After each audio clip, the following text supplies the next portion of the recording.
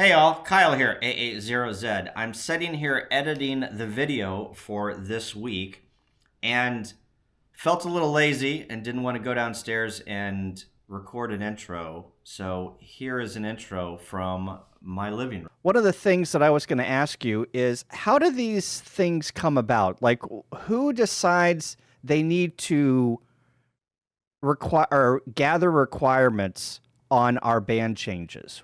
How does that work? How does that start? Okay, well, the original request some years ago was, and this started about 10 years ago, maybe even longer, pushing the FCC for some amateur allocations between 80 meters and 40 meters. Because as the MUF went up and down through the day, there'd be times when both 40 meters and 80 meters wouldn't work well for regional coverage. And that's, you know, emergency communication is part and parcel of our basis and purpose. So we really needed this allocation. And plus it would be a good band to experiment with and blah, blah, blah. So things went around and around, and the NTIA, the National Telecommunications Information Agency or Technology Information Agency, I can never remember. They looked at, and that's a big government band. And so there's a lot of military and other operation going on there. And they very grudgingly finally came around to the idea, okay, we're going to give you 5 channels, in the middle of this 5 megahertz thing. But you can only use this much power and you can't interfere with anybody else. And if anybody comes along and says, knock it off, you have to go off the air. And, the primary users are government. Okay, well, we got a couple of bands like that. And originally, there was only supposed to be 1 signal per channel. Yeah. Oh, right. wow. Yeah. But that didn't work. Okay, this is amateur radio. Okay. Yeah. So basically people started getting on. I got on the air, talked to people. It was like a party time for a little while.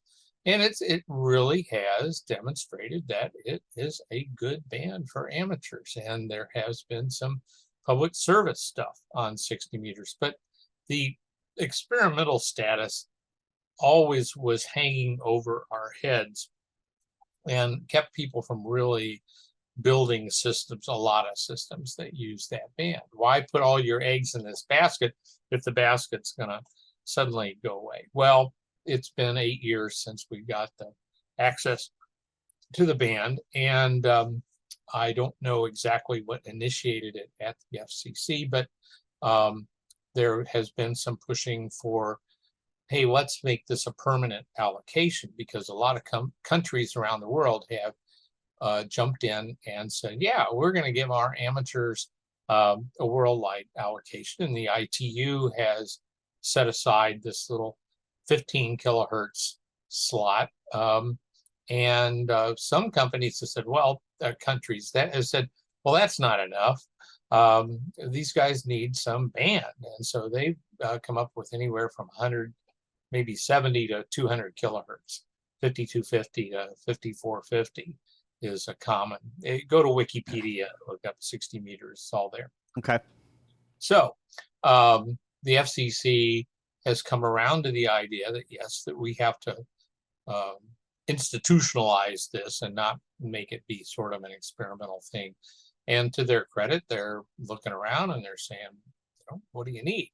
Well, they answered their own question and said, well, we'll go with this 15 mighty kilohertz. And you guys have been doing okay with 100 watts. As far as I know, there have been absolutely no incidents of interference with government stations. I think they all just cleared out. And they said, we're going to limit you to what is effectively 9.5 watts ERP. Right. It's like, come on. You want us to use this or not? Right. So they are asking the question. We are commenting, and I hope that there's some push for, look, we've been doing fine. We've been along just fine with 100 watts. That shouldn't be a problem. And we've used these 5 channels. They're fine. You've been getting along with us for 8 years. If you're going to give us the 15 kilohertz block, why don't you let us keep these other channels? So we have 30 kilohertz, and that would actually, because it'd be permanent and all that, I think then we could start coming up with band plans, and people would start integrating 60 meters into their plans for disaster response and that kind of thing. I filed comments, but your question was, how does this get started? It's just a lot of back channel pushing and talking with the FCC, and maybe a congressman calls and so on and so forth. And eventually the FCC says, okay, we'll work it into our ongoing stuff. And mostly they're concerned with wireless data right now. And every once in a while they come around to amateur radio. And they're also talking about changing the symbol rate. And there's been a log jam of stuff at the FCC for a while. So I think so they're clearing stuff out.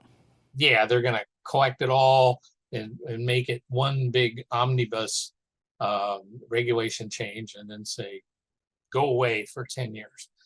We've got these other things to do. So the proposal is that they want to remove the channels, remove the how many channels are there? There's 5, right? 5.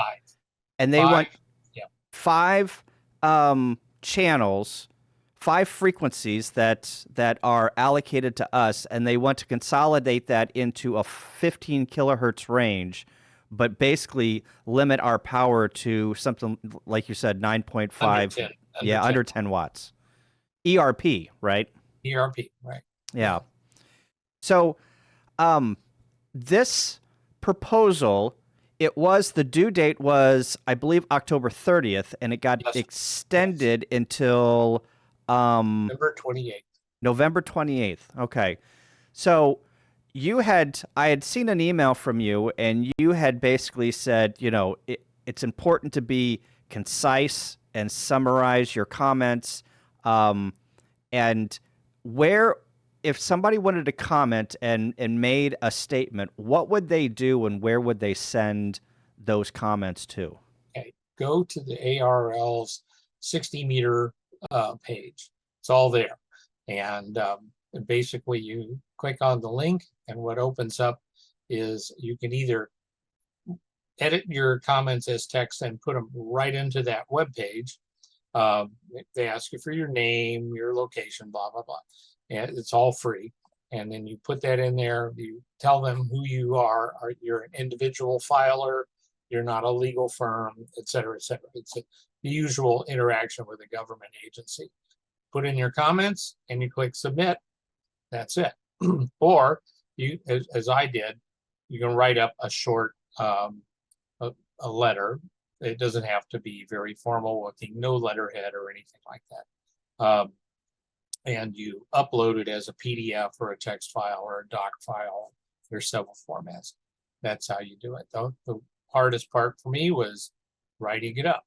And as with any kind of memo or request or whatever, when you're asking for something or you're commenting on something or writing a report, you want to write up front what you want.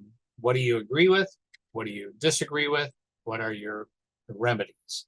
And so bang, bang, bang, put that right up front. And then you discuss it. And if they're interested, they'll go down and read your discussion. But if you bury I'd really like to have, a full megahertz, or whatever. If you bury that way down in the text someplace and you sort of sidle up to it and you're not real clear, first of all, they might not see it at all. Yeah. Second, they're going to be irritated by the time they get to it. So don't bury your comments. If you just want bullet list, yes, I like this. I don't like this. Here's what I want. Thank you. Goodbye. That's fine. But it would be nice if you had a little rationale for what you're asking for. And also, you don't need to be an ARRL member to file comments, correct? You just have to be a U.S. citizen, really, and I'm not even sure of that. So, Yes. Yeah. Um, and if you have any questions, who should they reach out to? Should they reach out to their director in their division, or is I would start there because the directors are leading the parade to get people to comment. For example, the division, Midwest Division Director Art Ziegelbaum, K0AIZ, sent an email to all of the ARRL members in the division explaining the situation. He provided links and suggestions on how to go about filing your comments. No matter where people are, there should be, if you're an ARRL member, there should have been some communication from your director. If you're not an ARRL member, you can find out who the director of your division is and ask, or you can go to the ARRL 60-meter page, and all the instructions are there. I will put the link in the description below to that article, and I'm probably going to show it on the screen here as we're talking. So it should be easy to find and express your comments and fill out the filing to the FCC. Yeah. But I'm looking at the 60-meter website here from the ARRL, and they spell it out very easily, and they show the current allocation, the FCC proposal, and then the ARRL proposal on what they are suggesting that we submit comments on. Right. My comments went beyond the ARRL. I think the ARRL had perhaps discussed this between the corporate counsel for the league, David Siddall, K3ZJ, and the FCC. There may have been informal communications, and he may have gotten a sense of what they were interested in. I want more for amateur radio. My point was, first of all, if you're going to give us this allocation and its primary reason is for emergency communication, then give us enough spectrum to do that job. Right. And that 15 kilohertz is not enough. And it hasn't been used because people are hesitant to build in to their system something that's been experimental and tentative. So the FCC demonstrated that it understood this when it increased the 75-meter voice allocation by 200 kilohertz a few years ago, and now it goes all the way down to 3,600. So they understand that this takes up bandwidth. So that was one argument. The other one is, if you don't want interference, don't have different allocations around the world, because this is worldwide propagation. You can work worldwide on 5.3 megahertz. So if country A has an allocation that's in the middle of the government band and country B has a different one, all you're doing is spreading out all this potential interference. Why not work with the other countries, get all the allocations together, make it sufficient to actually use, and then everybody stays in their own little corral. You don't have the hams in country A interfering with our military and blah, blah, blah. And then finally, let us use enough power to be effective. Yeah. 100 watts has been demonstrated to be interference-free. Even spurious emissions outside these 2.8 kilohertz channels have not been a problem. 100 watts is what we need to be effective with the antenna systems that we have as amateurs. So come on, guys, give us a good allocation here, and then we'll go away and we won't bother you for a while. This is the way it should be done, not this little tiny sliver with no power. It's like, really? Yeah. Okay. So, yep. Anyway. We have to fight for our bands. We have to fight for the things that we want, and we have to give comments, and we have to give good comments, and make sure that we're being heard. And one of those reasons, or one of those ways that we can do that is through the ARRL. Yeah, that's what their purpose is, yes, by and for the amateur, and they are really the only credible voice that we have.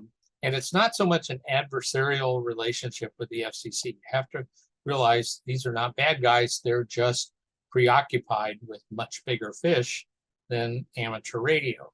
So if you're going to ask them for something, you have to justify what it is. You have to say, here's the reason. It's based on your precedent and your rules, and I think we should have this, and make it a reasonable argument. It's not just badgering them, and everybody wants to get into this. I fight for this and that. And no. Look, you have to justify it. You have to make it seem like a good idea from which they get benefits too, which is a more effective amateur service that satisfies our basis and purpose and everything that is goodness and light and motherhood and apple pie and all that kind of stuff. Yeah, very good. Link is in the description below. We can comment until, again, November 28th. And we hope that you will go out and reach out to the FCC through the ARRL or through your director if you have any questions. And thank you, Ward. Appreciate it.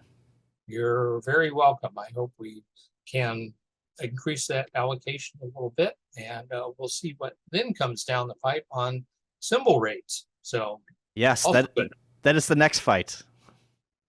We will definitely have a discussion about that, and maybe I can do a little interview with you on that too. Very good. Yep. Thanks, Ward. 73, and happy Halloween.